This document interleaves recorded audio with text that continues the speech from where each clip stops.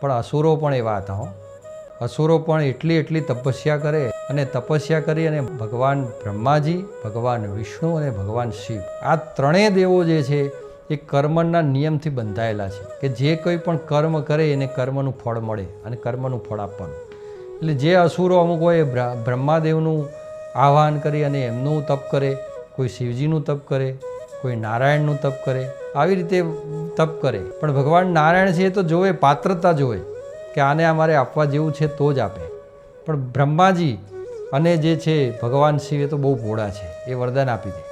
માટે મહાદેવ તમે હવે એમને તો મહાદેવજીને પણ પ્રાર્થના કરેલી ને બ્રહ્માજીને પણ વિષ્ણુ ભગવાને પ્રાર્થના કરેલી કે તમે કોઈ પણ અસુરો તપ કરતા હોય તો એમને તમે જાણી જોઈ અને શાંતિથી એમને વરદાન આલો. પહેલાં તપ કરવા દો બરાબરનું, અને તપ કરે અને એમ લાગે કે આ પ્રબળ એનું તપ છે ત્યારે તમે વરદાન આપો.